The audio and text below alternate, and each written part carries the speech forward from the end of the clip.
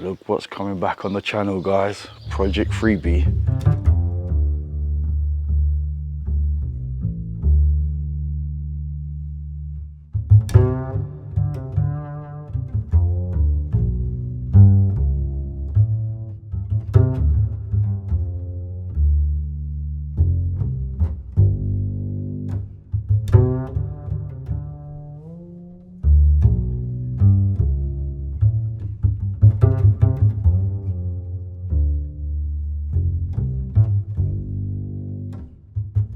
It's looking very sorry for itself. And why does it look like it's got no engine in it? Because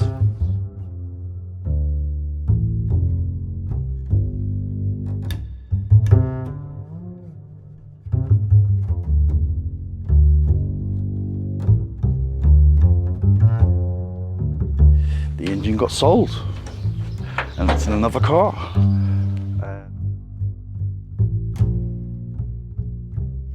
So here's the engine. I know what you're gonna say. For you guys that haven't switched off already, you think I'm going mad. Yes and no. The car's a 1.3. It'll always be a 1.3.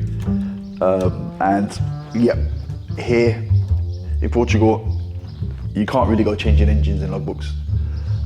It can be done, but you got no guarantees. Whereas this way, the car is legal. It looks original, and my target for this is, I don't know, maybe 90 horsepower, maybe 100, I don't know. Let's see. I'm gonna put a cam in it and stuff. Gonna raise the compression ratio with a different head gasket, and yep, and we're gonna get it. I've got like a Polo GT inlet manifold on throttle body. Gonna run it on standalone management, and let's see what this can do. I mean, and I've modified a lot of, like, you know, GTIs, 8 valves, 16 valves, 1.8s, 2 litres, VR6s, 1.8 turbos, and yeah, it's, you notice the difference when you go from a 1.88 valve, 16 valve to a VR. The front nose is a lot heavier.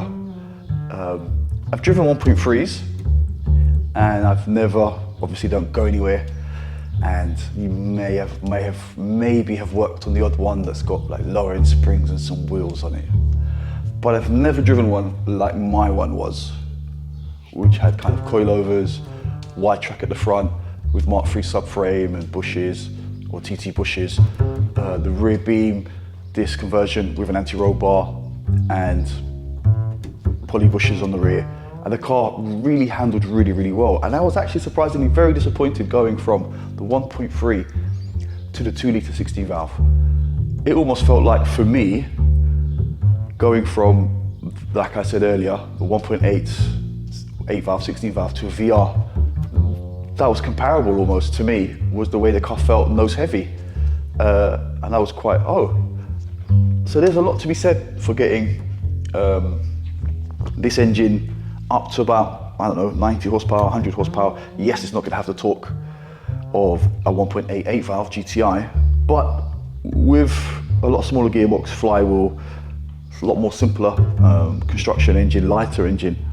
There may be a difference of, I don't know, 50 kilos maybe in between this and an 8 valve. I'm not really sure on the front end, if maybe a little bit more. I mean, it's going to be comparable to, I don't know, a US spec 109 horsepower due to the weight saving. Basically, I'm going to have fun with the car. And sometimes it's all about, you know, these big horsepower numbers on YouTube, as well as in a front wheel drive car in a Mark II Golf, around town on the curves, you know, where I live. It's all kind of lovely A roads, B roads, and it's amazing stuff. And I just want to kind of just light, nimble, and just a lot of fun and revvy. So this is the target for this. And yeah, hope you guys will stay on for the journey and not switch off if you haven't switched off already. A little bit about this engine. This is a 1.4, I think it's 60 horsepower. The car it came out of was a Mark III Golf. It's got a new timing belt, water pump, auxiliary belt, got a good new clutch. So it has actually been looked after. So that was good. And I had the engine running, came out of a running car, which is always a benefit. You need to always check these things. Buying an engine, sorry, that you haven't seen running and has been sitting for a round is always a risk. Target now, get this on the engine stand. Let's remove the low hanging fruit, get the clutch off and the flywheel off.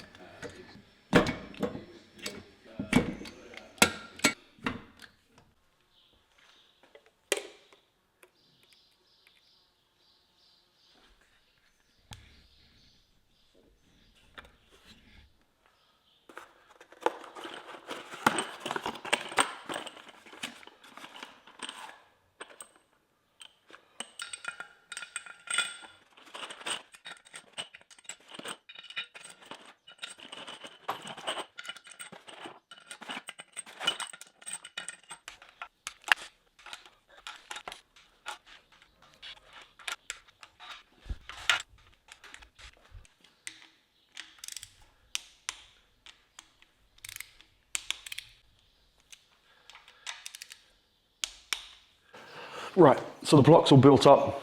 Basically, it's pretty standard. All I've done is a top and tail, which is basically clean up the rings, put new piston rings in, new rod bearings, checked it all, cleaned it all, took off the sump, changed all the gaskets and the seals. Head, did a little bit of deshrouding, and around the throat to the ports, put and polished that a little bit, nothing major as well. Standard head gasket. I was thinking about going for a lower head gasket, but they don't seem to do one in between. It's either 1.7 or 0.5 and 0.5. Basically, you'd have to skim the pistons, and then I don't know if we're gonna have problems with the cams touching. I'd have to pocket maybe the pistons as well. Didn't want to go that far. I guess with this standard head gasket, I think it runs around a 9.4 compression ratio, or 9.3, 9.2, I'm not sure, it's around that ballpark figure. It's actually pretty good for boosting if I wanted to boost it later on down the line, which may happen, may not, let's see. Basically now, the way I'm going to be trying to get as much power from this is going to be from the cam. I'm going to get myself a 278 cam dbilas with a vernier. We're going to put that on there in a minute. But first, I'm going to show you the next kind of key to getting, for me, power out of this is going to be with a Polo GT manifold. It's similar to the G40 one, the supercharged one. If you don't know what those are, we have like a little supercharged 1.3 here in Europe. Polo, look it up, it's pretty nuts. The ports are bigger on the GT one. So this, in the original 1.3 form, with digifram and like an AMS meter and stuff, made 75 or 78 PS. And those are actually quite tunable. You can get them to, from what I can see in the forums, to about 80, 85 horsepower. We're not talking big numbers here. But yeah, with the 1.4, which is over 100 cc, because I think the original 1.3 is 1272. This is 1390 something. So it's over 100 cc bigger, about 120 cc. So from what I've seen on the Polo forums, guys are getting around 95 to 100 horsepower with a chipped up digifram ECU. So I'm hoping to get more than that with basically the cam and obviously standalone. I've gotten rid of the restriction of the air mass meter in the airflow. The injectors in this, actually, I think the standard ones will be on the limit around 100 horsepower apparently. They're quite small. These injectors are actually off a Golf Mark III 1.6 GT, which we had here in Europe, which was a 1.6 cross-flow engine. So it's similar to North America and the rest of the world where they had the cross-flow engine as a 2 litre, the ABA. This is a 1600 version of that engine. It produced peak power, I think it was about 5.9, 6 grand, 101 horsepower, which is not bad out of a little 16 valve, out of a 1.6. But these are the injectors out of those, so these will give me easily the headroom that I need and not go too big. Actually, this kind of bit here is all original. Now, it ran just one injector pulse for all the injectors. What I've done is normally a 4-plug wire here, because power and then trigger from the ECU earth, and then you had 2 more wires that went to the idle valve along here. What I've done is I've actually changed it, trimmed down a 5-pin plug, and yep, so I've got power, and then I've got basically injector 1, 2, 3 and 4, so I can wire them up separately. If I want to go sequential, I can. Yep, so that's kind of modified that there, and then I'll do the idle valve and the TPS coming off this loom here. So I have modified this already slightly. As you can see, I've also 3D printed, because I'm actually missing the GT kind of cap that goes on this throttle body. So I'm gonna have to maybe 3D print something up or put a silicone hose on here, which I don't really want to do. I want to make it look as OEM as possible.